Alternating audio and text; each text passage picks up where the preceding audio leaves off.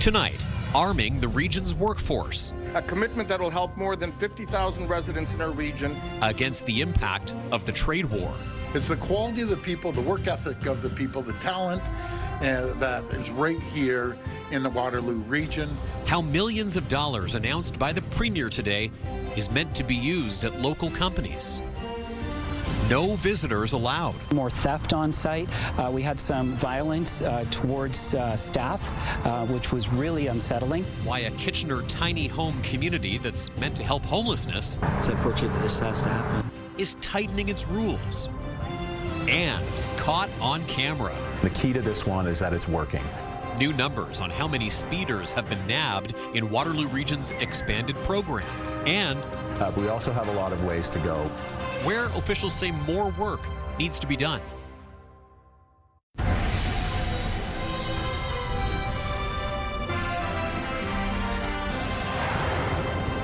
Good evening and thanks for joining us. Waterloo Region is in focus tonight in Ontario's push against the U.S. trade war.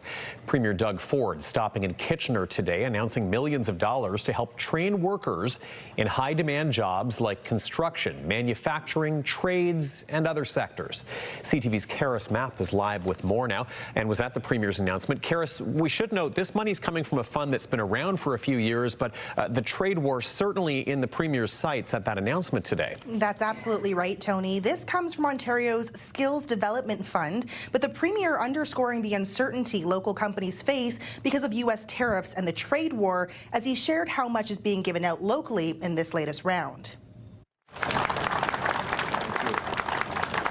This rubber manufacturer in Kitchener this morning was the Premier's latest stop on a new mission to fight the uncertainty surrounding U.S. tariffs. Across the province, we're investing $2.5 billion through the Skills Development Fund to support workers with job training to help them find good-paying jobs. Here at Airboss Rubber Solutions, more than $800,000 to train workers in forklift operations and other tasks. A move the company says will enhance their ability to attract, retain, and develop talent. It's part of almost $13 million Ford announced today for local companies. a commitment that will help more than 50,000 residents in our region gain the skills they need to thrive in high-demand sectors like construction, manufacturing, skilled trades, education, and health innovation. 9 other local organizations and companies, many of which have been or will be hit by U.S. tariffs and other policies, will split the rest to pay for things like placements, apprenticeships, hiring youth, upgrading worker skills, and training. The funding is part of the province's Skills Development Fund. Ford says he's always been confident about the workforce in this region. It's the quality of the people, the work ethic of the people, the talent that is right here in the Waterloo region. This is one of the key places that people want to invest. It all comes down to our people, and they've created the environment and the conditions for companies to come here to thrive and prosper and grow. A promise that comes while the impact of U.S. tariffs looms large. We have to continue using every tool in our toolbox to push back against President Trump's tariffs to protect our economy and continue building more competitive, more resilient economy. Ontario is standing strong with its workers. The province is ensuring that the people of this area have the tools to adapt, grow, and succeed no matter what challenges come our way. The government says it invested $1.5 billion through the Skills Development Fund in the last 4 years, but recently announced it was throwing another $1 billion into the program. And there may be even more local companies and groups that can cash in on this Skills Development Fund. The government says it's accepting applications for this latest round of funding until October 1st. Tony. Okay, CTV's Karis Mapp on the Premier's jobs announcement today in Kitchener. Karis, thank you for that. And that wasn't all the Premier had to say relating to the trade war and the economy during that stop today. He also had some choice words as he blasted the parent company of Crown Royal for closing a plant in Ontario, pouring a bottle of their whiskey onto the ground in front of the cameras. I get it. I get that companies move back and forth. But what I don't get, when you're someone's largest customer in North America, you're going after the largest customer. You know something? I always say smart people aren't too smart, and you guys are about as dumb as a bag of hammers for doing this. So, you know something? I found a bottle, and I don't even drink, of Crown Royal, right? I see that Crown Royal. I saw it at home. So this is what I think about Crown Royal. That's what they could do. And I think everyone else should do the same thing. Start supporting companies that make whiskey here by Ontario people. That's what we need to do, is support each other.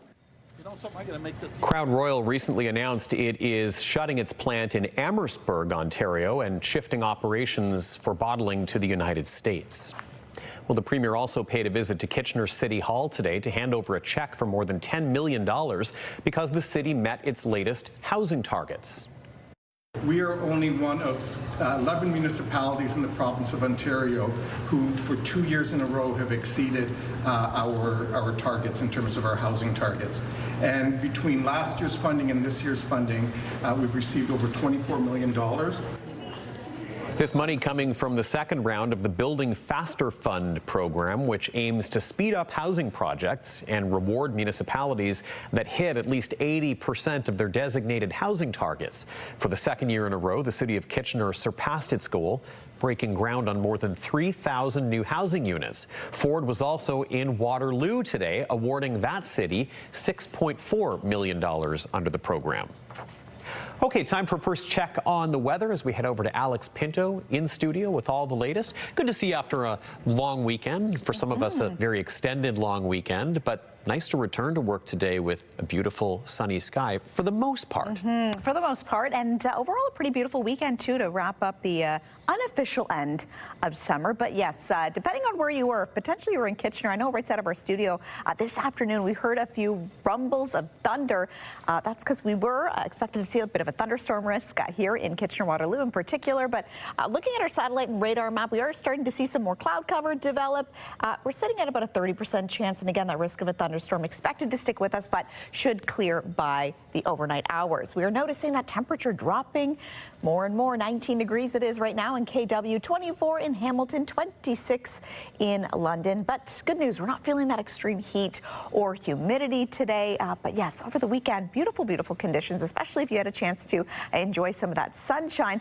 But as many kids return to school, at least here in Waterloo Region tomorrow, we could be in for a little bit more wet weather to end their first official week. We'll break that all down in your full forecast a little bit later. Tony. Okay, Alex, thank you very much. We'll talk to you shortly. A tiny home community in Kitchener that's meant to help homelessness is banning visitors. Concerns about overcrowding and safety leading to the new rule at a Better Tent City, which has been helping some of the region's most vulnerable for the last 5 years. Let's go to CTV's Heather Centerin now live on site at a Better Tent City on Ardelt Avenue with more details. Heather, we understand that this would essentially cut the number of people there in half. When did this take effect? Yesterday, Tony. They're calling it a reset, but it came as a shock to visitors, residents, and even some staff. So the no visitors rules means that no visitors can come to use the shower or laundry facilities, leaving some devastated. Things are a little more quiet at a Better Tent City now that the no visitor rule is in effect. There are around 50 residents who live on site, but previously each person was allowed one guest. Typically, we say you can have a visitor for 3 days. 3 days turns into 3 months sometimes for somebody who doesn't have a place. And, over time, it's just like, oh my gosh, we can't be a place for 100 people. Most of those who live here are otherwise homeless. This place has been a sort of a beacon for homeless people for 5 years now, and it's unfortunate that this has to happen. John Taves was technically a visitor, but for 2 years. He and dozens of others were forced to leave the property Monday morning. Bleak, a lot of sad faces, a lot of miserable people. Many visitors still called a Better Tent City home. There's stability here for the people that are homeless and stuff, like mental health and everything. And I don't think it's right. Like, there's such short notice, and no help to helping us find another solution, right? Even staff say it was a hard pill to swallow. It was bittersweet because knowing that people had to go, and knowing that some people have places to go, but some of the people won't have any place to go. So I was really sad for them. But the board said it had to be done, calling the new rule a reset. because the place was being just overrun. Washrooms, showers, the laundry facilities. We've served up to in the last year 1,000 people. Overcrowding and safety concerns among the main reasons. More theft on site. We had some violence towards staff, which was really unsettling. Female staff at night was actually kicked in the face and threatened with a knife. There was some bad apples, and I think the bad apples should have just been told to go, and then everybody could have stayed, because the reason why this place is here is to help people. The board says the ban on visitors will last at least a month, and they will revisit their model in October. The site coordinator told me that there is a special rule in place for visitors who might be dating a resident, and in many cases, those visitors were allowed to stay. The region of Waterloo said in a statement that they are working with all levels of government to create more affordable housing and hopefully one day eliminate chronic homelessness. Tony. Okay, Heather Centerin live at a Better Tent City in Kitchener. Heather, thank you. Police in Wellington County are on the lookout for 2 suspects who were involved in a brazen alcohol theft.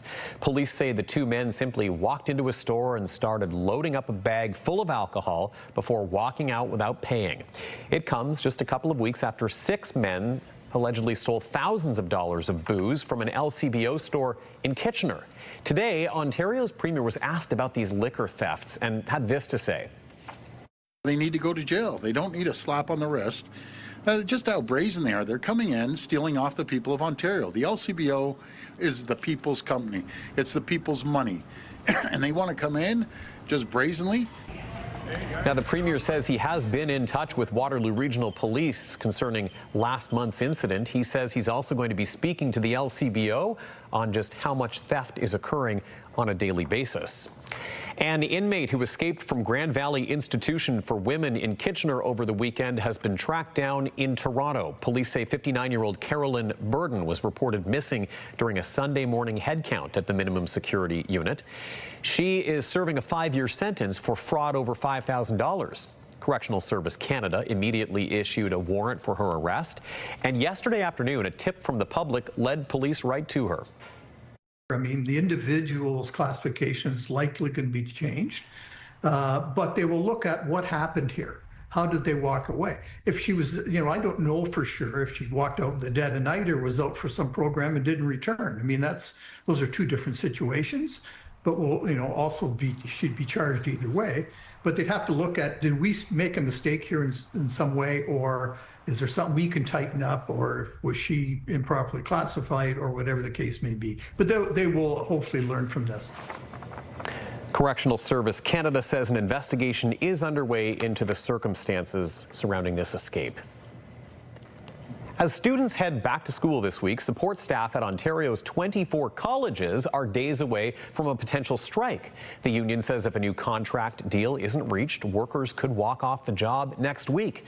And as CTV's Sean Irvin tells us, over at Fanshawe College in London, that's creating a shaky start to the school year. On the first day of the fall semester, Fanshawe College students are focused on a return to classes. So it came as a surprise to those we spoke with that a strike by support workers is possible. No, I was unaware of that. Not aware either. So this is news to you? It is. But to those involved, the potential job action by full-time support staff is no surprise at all. And OPSU Local 109 President Adam Rayfield is gearing up to take action if necessary. The earliest possible date would be September 11th, next Thursday, as of 12:01 a.m. Support workers include registrar's office, accessibility, and maintenance staff. They're the first faces you see when you walk into any academic or student services office, and they're the last face you see as well. Before program cuts and job reductions were announced in the spring, 1,200 full and part-time support staff workers were employed at the college. Now, those numbers are in a steady decline. Rayfield expects his membership will bear the brunt of a 35% reduction in college staff, resulting from a drop in international students.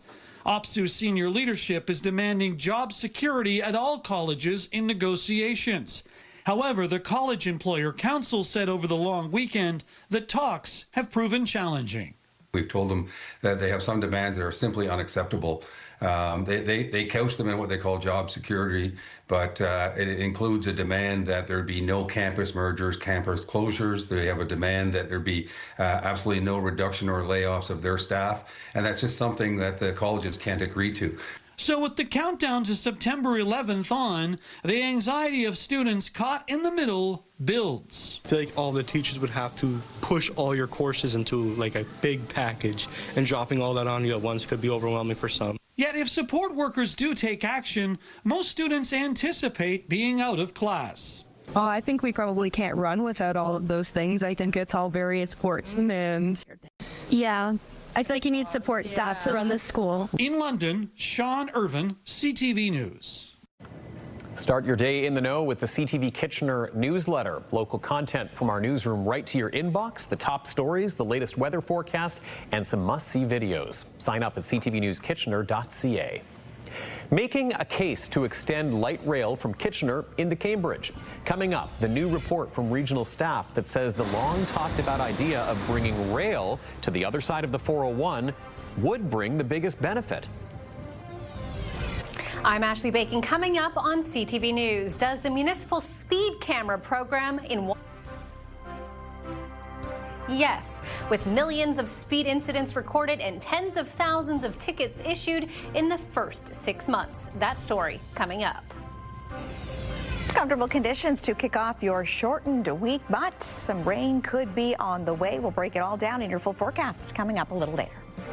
Download the CTV News app and stay on top of local stories as they unfold. We go to a dramatic scene unfolding. Customize your feed and watch live wherever you are. ctvkitchener.ca, your home for news.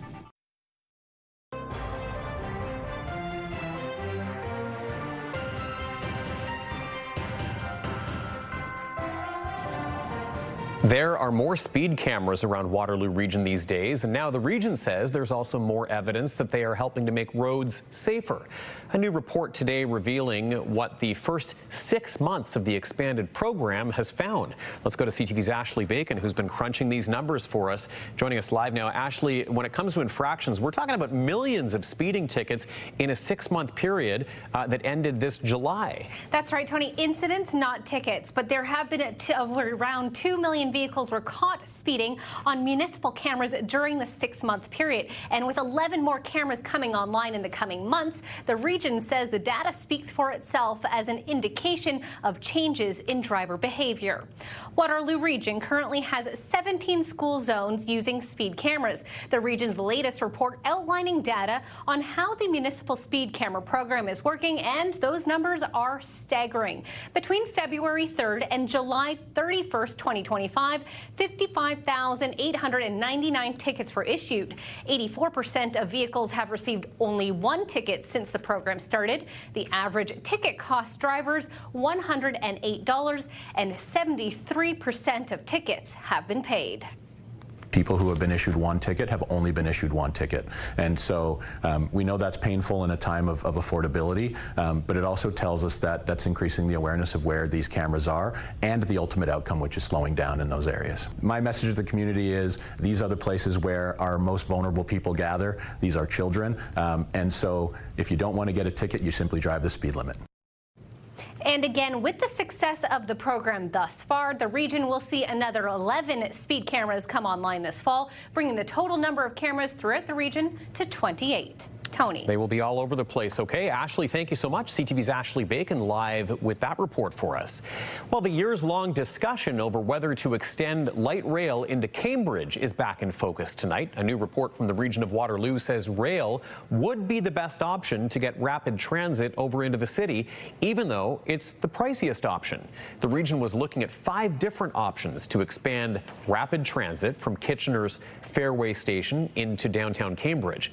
Officials say light rail and bus rapid transit ranked as the highest as they were evaluating the business cases for each, but that the LRT would deliver the greatest long-term economic and social benefits. And So what we found is with the extra transfers, with not hitting certain destinations, they didn't have the same economic benefits in terms of transit ridership, but also in terms of supporting growth and housing, jobs, and hitting downtown Cambridge and where we have existing density. Depending on what option council selects, we do have 6 bridges that we need to construct, and so we could look at options in an LRT or a BRT environment of twinning some of those bridges, and obviously we've got some existing travel lanes on the highway that we would then look at again. And important to note, this isn't a done deal yet. The region is collecting public input until the end of October. Then a final recommendation is expected to go in front of Regional Council in November. All right, let's take a live look outside right now as the sun tries to poke through on this Tuesday evening. We certainly had a nice sunny day, but as Alex was mentioning, a little bit iffy late this afternoon as some dark clouds and thunder rolled into the region. We'll find out what the rest of this first week of September has in store coming up a little later. Also coming up, a runway repurposed. Waterloo Region's airport hosting a big fundraiser to help with medical flights to remote communities. And next, where does Canada stand now that a U.S. court has ruled that some of President Trump's tariffs are illegal?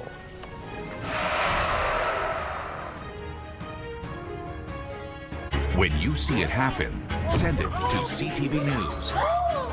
Text 10400. From your screen to ours. Text 10400.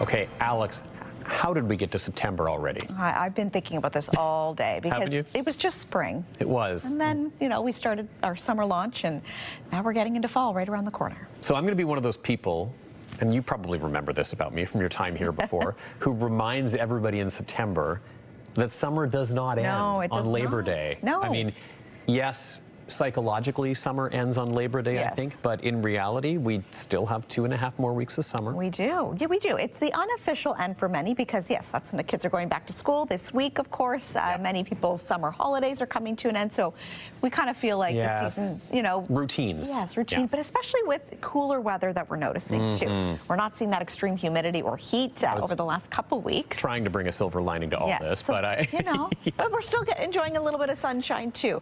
But right now, too, as we take a live look outside, we're seeing a bit of the cloud cover, kind of dark depending on where you are at times, but that sun is still trying to peek through the clouds. Depending on where you were, you also may have heard some rumbles of thunder. It was happening right above our studio over the last couple of hours. I think we heard it about twice, but it was sunny outside, so it was kind of playing with us a little bit. But yes, so that risk of a thunderstorm is expected to stick with us as we get into your rest of the evening hours, and seeing about a 30% chance of showers at this point. But overnight that should clear, and then that's when we could see a little bit of fog patch start to develop. So a little bit of that cloud cover sticking with us getting into the evening hours, and we saw a few of those scattered showers a little bit earlier. So if you're a little bit more north of Kitchener-Waterloo, that's where you might see a little bit more activity getting into your later evening hours. So it's not until later on Wednesday getting into Thursday. We're going to pause it here. This is when we potentially could see another system making its way across much of southern and southwestern Ontario. We could see rain, potentially heavy at times, risk of a thunderstorm, depending on where you are. So what we're going to see Thursday, something we're going to monitor a little bit closer tomorrow to see if that shifts at all. Once that does pass, though, we could get a little bit of a break getting into your Thursday evening. So we are noticing that temperature, though, dropping as the hours continue. So 19 degrees here in Kitchener-Waterloo, 23 in Toronto. It is 24 if you are in Ridgetown at this hour. And we did hit our high this afternoon of 25 degrees. But again, since then, we have been going down temperature-wise, and we are above seasonal. So normal for this time of year is around that 22-degree mark.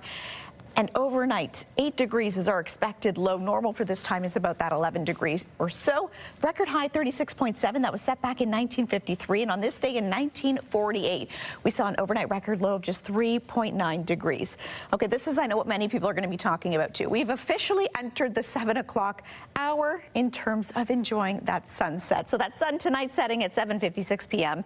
And if you're an early riser, that's one thing I've noticed as someone who gets up around 6 o'clock or so, we're not actually seeing any sunshine until about 6:47 a.m. So this week especially, you're going to really maybe notice. And getting into that routine once again, it's going to be a little bit harder to wake up when it is still quite dark outside. So overnight, that 30% chance of showers sticking with us as we drop down to an overnight low of 8 degrees. And again, that's when we could see some fog starting to develop.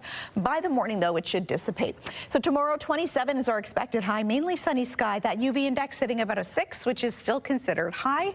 And so, yeah, we still want to, wear that sunscreen, wear the hats, and kind of get out of that direct sunlight. High of 27, though. So tomorrow looking like a pretty nice day if you are someone who wants to enjoy the outdoors. But take a look at Thursday right through Sunday. This is when we could see that cloud cover start to build up once again and potentially some active weather to roll in. But another note, too, this is when the conditions are expected to drop, too. So 18 as a high right through to 16. It's going to be a little bit chillier than what we've been used to, and even the overnight lows, 8 degrees, 10 degrees, so definitely below seasonal over the next few days. For Lambton, Kenton, Essex, increasing cloud expected for you when we look ahead to tomorrow with a high of 27, and then that's when we could see a little bit of wet weather. It's going to be slightly warmer where you are Thursday and Friday, sitting at about a high of 20 degrees or so.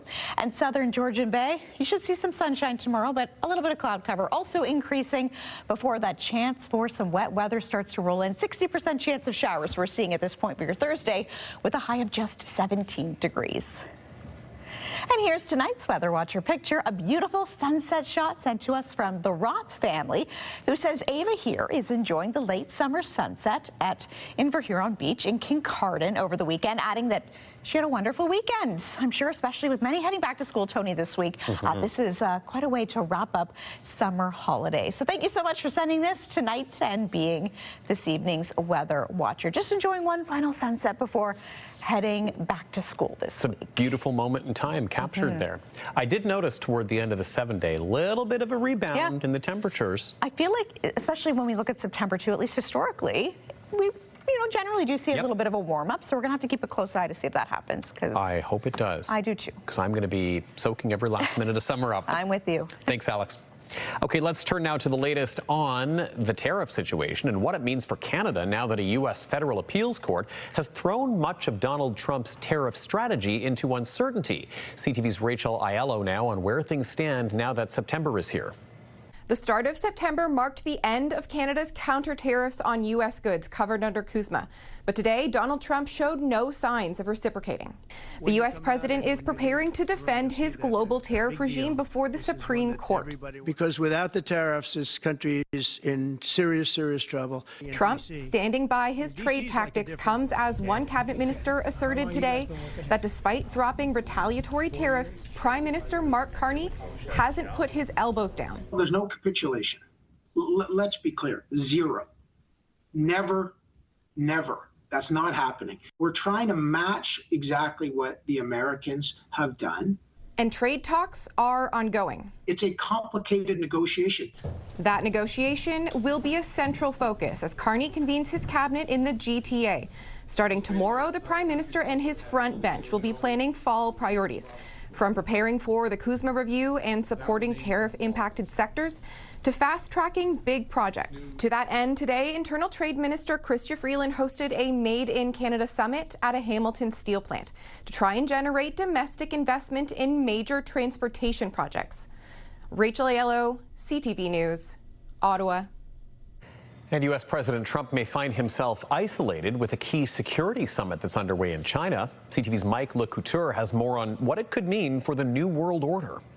The meeting of the Shanghai Cooperation Organization is the biggest diplomatic event of the year in China, and many see it as a way for President Xi Jinping to rally countries who have become the target of U.S. President Donald Trump.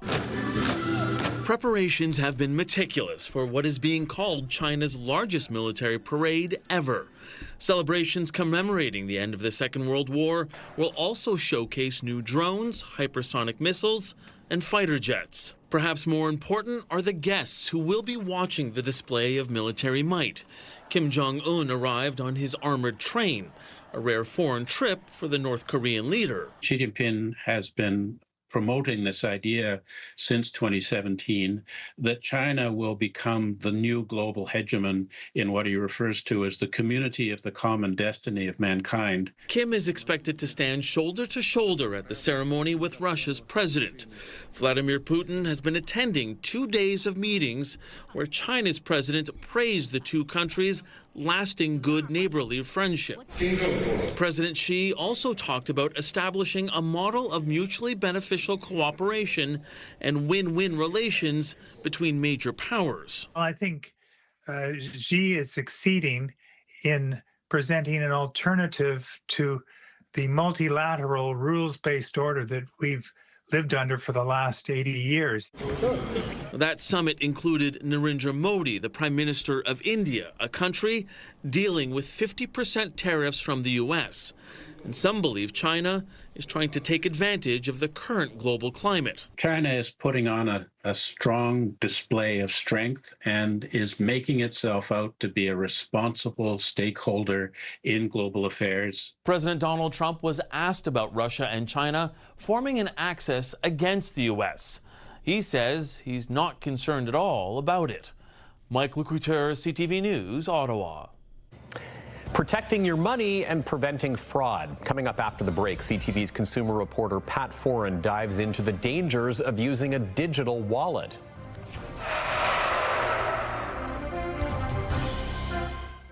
This is your CTV Kitchener, our community calendar. The Waterloo Region Walk for Parkinson's takes place on September 6th. You can take part as an individual or team and help raise funds to support families dealing with Parkinson's. We'll see you next time on Our Community.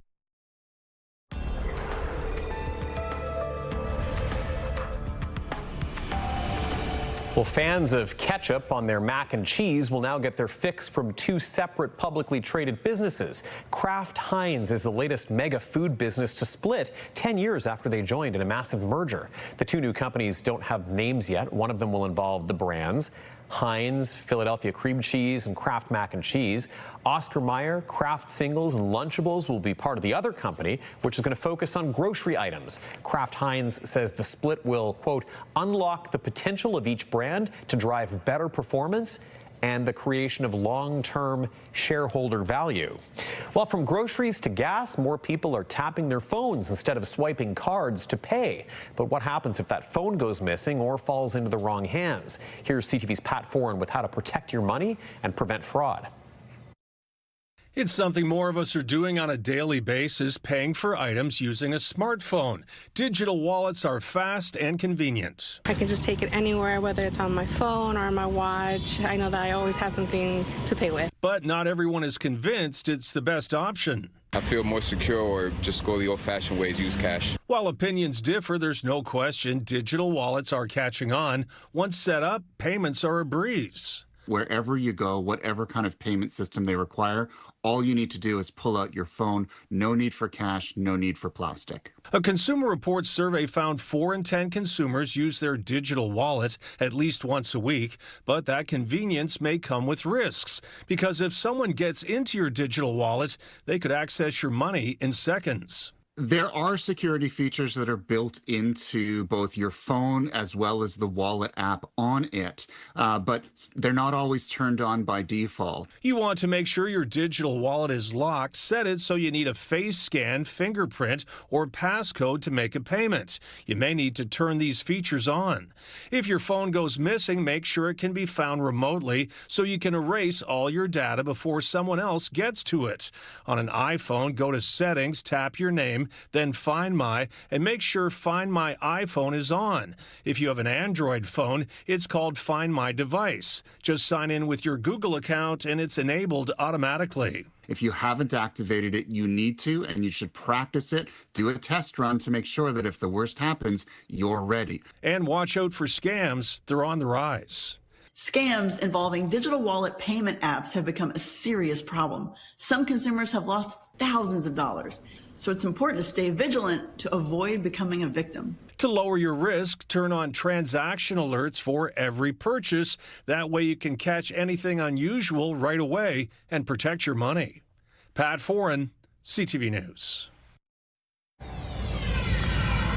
Let's recap our top stories now. Leanne Evans back in studio with us as we take a look at the Premier's visit to Kitchener today, Leanne. Ford visiting a manufacturing plant to announce almost $13 million to boost skills training in Waterloo region. It's the province's latest push in response to the ongoing trade war with the U.S. Airboss Rubber Solutions on Glasgow Street given $829,000 and the rest of the money split between 9 other local organizations. The cash will help pay for work placements, apprenticeships, hiring youth, upgrading workers' skills and training.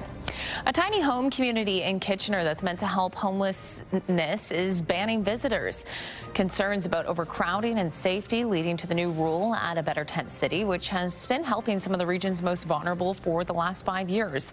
The rule just coming into effect yesterday, which some residents and visitors say came as a shock. And Leanne, looking at what our digital team is working on tonight, there's a story that's getting a lot of attention on our website, and it has to do with a report of a home break-in in Welland. Yes, a 25-year-old has been arrested in connection to the incident, Tony, and also faces sexual assault charges. Police say the victim was under the age of 5 and suffered serious injuries. A neighbor's surveillance camera helped police arrest Daniel Senecal in connection to the incident. You can read more details on that investigation on our website at ctvnewskitchener.ca. Tony. Leanne Evans with a look at our top stories tonight. Leanne, thank you very much. Thank you. It's a slice of Italy in the heart of Cambridge. From hand-stretched dough to fresh ingredients, every pizza is a tribute to old world traditions. And on tonight's edition of Made Right Here, we take you inside Pizzeria Motola in Galt's Gaslight District.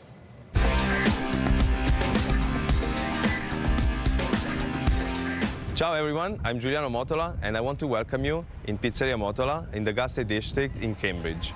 At Pizzeria Motola, we specialize in the wood-fired pizza.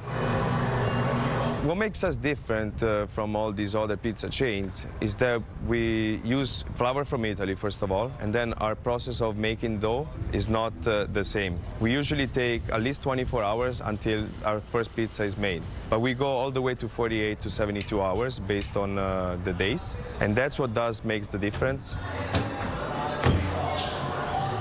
I'm a big fan of very simple menus, and I thought that I would put my favorite pizzas on it. So the menu includes 6 types of pizzas that are always the same, and then there's an additional pizza that changes weekly or monthly depending on the season. I really like to incorporate what's grown locally in Cambridge and close by. With the whole process of cooking with the pizza oven, with fire, there's a big difference. Pizza cooks very fast. We usually aim to 90 seconds cooking. With that whole process, it gets some of the flavor from the wood, of course. High temperature gets a nice crust. What you will taste, it's an airy crust, crunch, little crunch, and then soft at the end.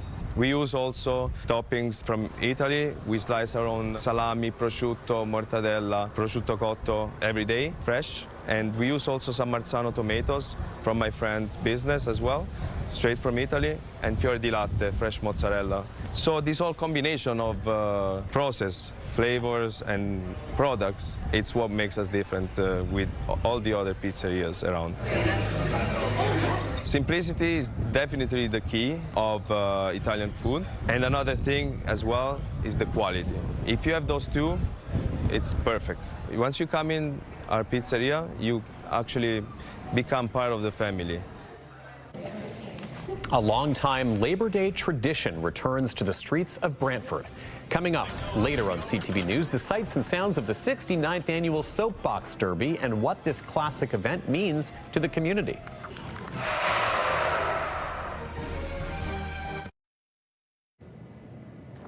Well, the region of Waterloo International Airport runway was used for a different kind of takeoff this weekend. Hundreds of runners hit the tarmac for a first ever runway run for a charity event that supports an organization providing medical flights to remote communities. Here's CTV's Hannah Schmidt.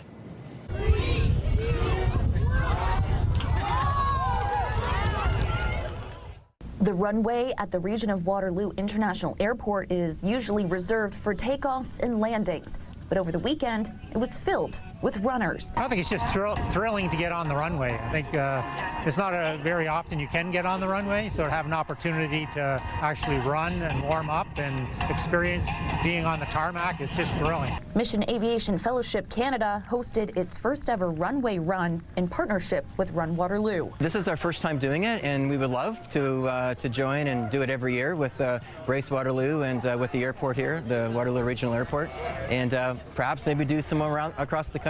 Around 500 runners descended on the airport's tarmac, many of whom were there in support of the organization that provides medical flights to remote regions around the world. I think it's really cool that we can take something as seemingly ordinary as airlines that go across the world to actually bringing life and support to communities that can't exist in any other way besides aviation. It's very interesting work, and it's work that it takes a special kind of person to be out in the Congo, in the jungle, fixing an airplane, kind of jerry-rigging something to make it work. The event included a 2-mile and 5-mile race, plus a 200-meter fun run for children. We've raised our goal, which is $12,000, which is 20 emergency flights approximately. Among the runners were volunteers and MAF workers, including Larry and Ruth Nicholson, who spent decades overseas with the organization. We both grew up overseas, and we saw the need for all these remote communities who have no other access to medical or anything else. And we saw what MAF were doing in all these countries, and we just wanted to be part of it and make a difference in this world. MAF operates a worldwide fleet of over 120 aircraft, whether it's transporting relief supplies to a refugee camp or flying doctors to a remote village. Approximately every 7 minutes, another MAF aircraft is taking off or landing, which is amazing. In Papua New Guinea, we do about 1 medevac per day over the year, so that's over 300 per year, and each of those people would very likely have died. Organizers and volunteers hope the inaugural event becomes an annual tradition. We just want to have our lives make a difference. And when you see something that you feel like you can actually change, help other people. Hannah Schmidt, CTV News, Breslau. The entertainment world is mourning the loss of an Oscar-nominated actor who was born in Ohsweken. Oh, Buffalo, Tatanka, Buffalo. Graham Greene was best known for his roles in Dances with Wolves, The Green Mile, and, for a certain generation, The Adventures of Dudley the Dragon. He graced the Stratford Festival stage in 2007 and was inducted into Canada's Walk of Fame during a special ceremony at the Tom Patterson Theatre in 2022. He died yesterday in Stratford at the age of 73. And you can find out more about his local ties and how his work helped a local humane society by going over to our website, ctvnewskitchener.ca. Let's check in with Omar now in the national newsroom for a look at what's coming up at 11. Tonight, the warning for parents as kids go back to school. We really need to dig below the surface and really understand what it's like to be a kid today. The risks facing students every day in a classroom, what the new research says. Later on CTV National News. The temperature continuing to drop here in Kitchener, Waterloo. We'll take a look at how your morning is looking at wake-up weather coming up after the break. Here's a look at your Tuesday night lineup at 7 o'clock. It's E-Talk before back-to-back-to-back episodes of The Big Bang Theory. Then at 9, stick around for The Amazing Race Canada before High Potential, airing at 10. It's Jeff, KP, and Backstage Ben in the morning. 3 awesome people that want to start your day or finish your overnight shift. You'll laugh, you'll text, you'll call, you'll scratch your head, and maybe even beat Backstage Ben. Weekday mornings from 5:30 to 10.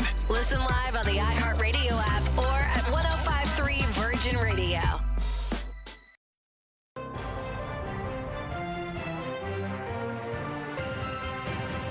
Okay, let's check in with Leanne one more time for another story our team is keeping an eye on. Leanne?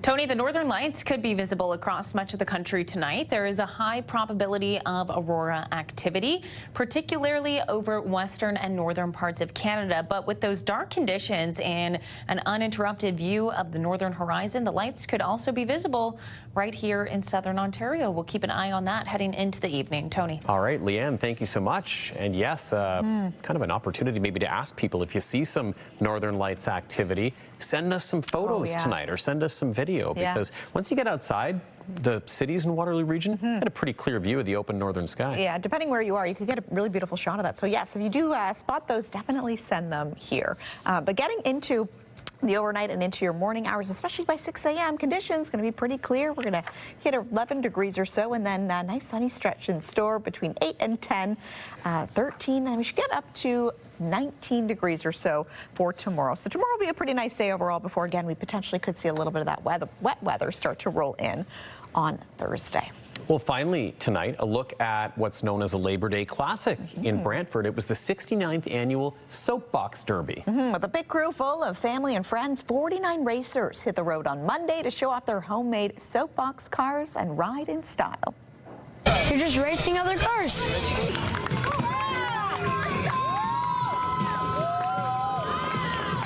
Very cool. The event's hosted every year by the Brantford District Labour Council. It's one of the city's most cherished traditions. Construction downtown, though, forced the race to move to a couple of side streets, but Brantford's mayor says he's hopeful the event will return to its rightful track very, very soon. And I'm so happy that we were able to check this out, because when I saw this last week and we used them for part of our kind of what you need to know during the 5 o'clock show, I was like, I want to see some of those cars. They're pretty cool. And like, where do you even start with making them? Very cool. And there are the big trophies there too. So some hardware up for grabs.